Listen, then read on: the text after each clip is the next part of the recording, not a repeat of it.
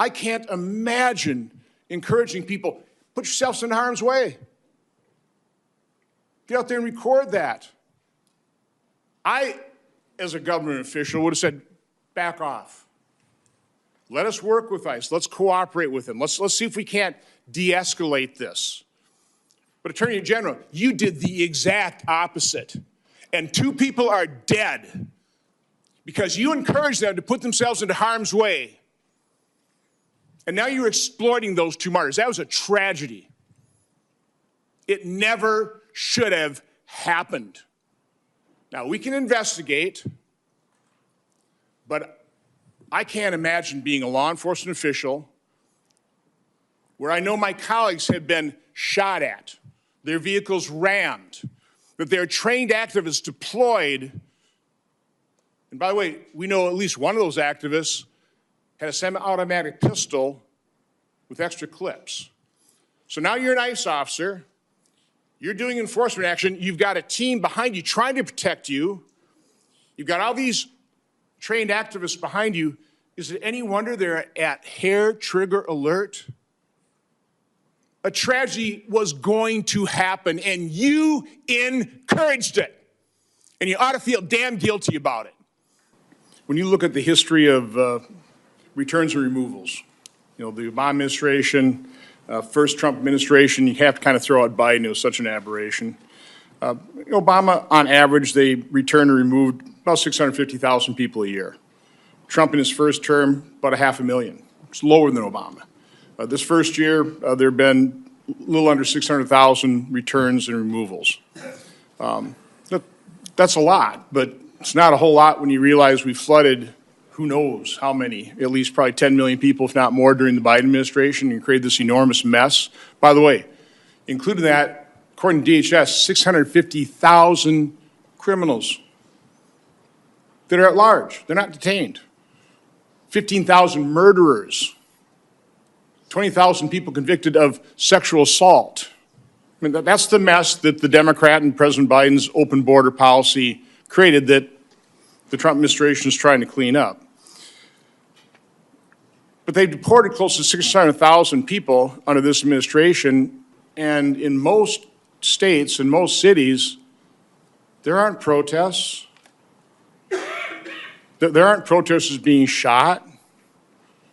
Obviously, problems in Los Angeles, probably Portland.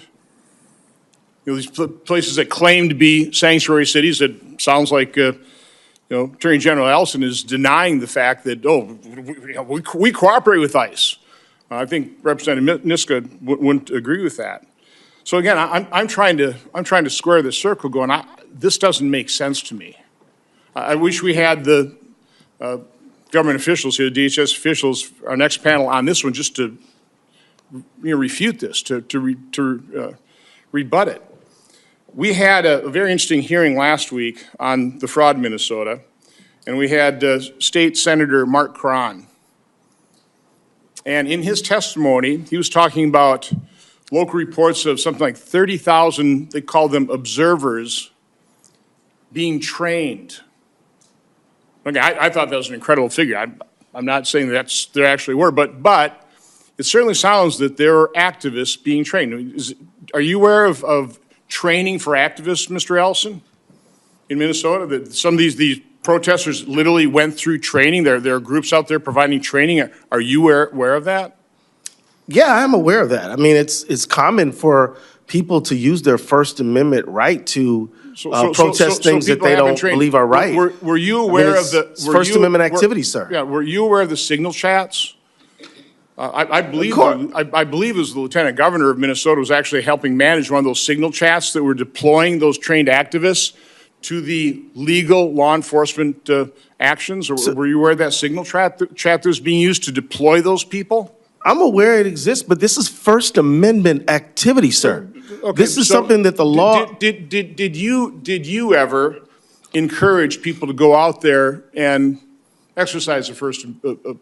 Yeah, I do. Right? I freely admit being in favor of the First Amendment. You encourage trained activists to put themselves into harm's way because you had to know, because you were watching this, that there were scuffles at least, that these people were obstructing justice, I would think you'd actually, as the chief law enforcement officer of Minnesota, be concerned about people obstructing justice. So, putting their cars in streets, blocking roads.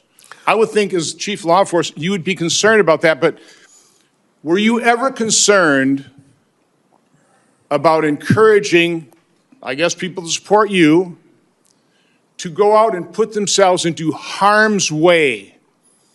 No, we never. Impeding and obstructing illegal law enforcement action. Did that ever concern you? Sir, that never happened. We all times said, if you want to protest, protest peacefully, protest safely. But you'll never find me being against the First Amendment right now, but I'll always be for the First Amendment. But you were seeing the scuffles, right? You were seeing and by the way, Minneapolis police officials could not help protect ICE officials, right? I mean, Representative Niska, isn't that, when you're talking about the nullification of federal law, isn't that one of the, Hennepin County, that they simply could not help and protect ICE in their legal law enforcement actions? The Minneapolis Police Department issued guidance in July saying that they would not even help with crowd control around immigration operations. And Minnesota leaders encouraged that kind of action. The Minnesota Lieutenant Governor encouraged people to put their bodies on the line. I can't imagine encouraging somebody that supported me politically to go and put themselves into harm's way. I can't imagine that, particularly when you know that these law enforcement officials had been shot at, a couple of illegal immigrants inadvertently killed because people were shooting at ICE officers. Their vehicles have been rammed by some of these peaceful protesters, probably the trained activists. They've had rocks thrown at their vehicles. I can't imagine encouraging people, put yourselves in harm's way. Get out there and record that. I, as a government official, would have said, back off. Let us work with ICE. Let's cooperate with them. Let's see if we can't de-escalate this. But Attorney General, you did the exact opposite. And 2 people are dead because you encouraged them to put themselves into harm's way. And now you're exploiting those 2 martyrs. That was a tragedy. It never should have happened. Now, we can investigate, but I can't imagine being a law enforcement official where I know my colleagues have been shot at, their vehicles rammed, that their trained activists deployed.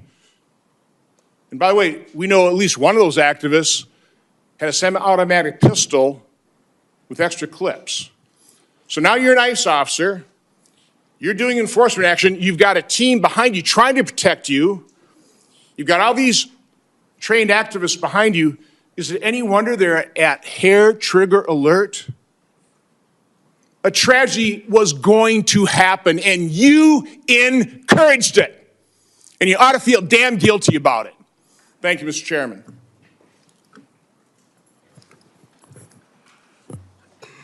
Yeah, sit there and smirk. Smirk. It's sick. It is despicable. Are you asking me for comment, Senator? Because everything you said was untrue. It was a nice theatrical performance, but it was all lies. Senator Hassan.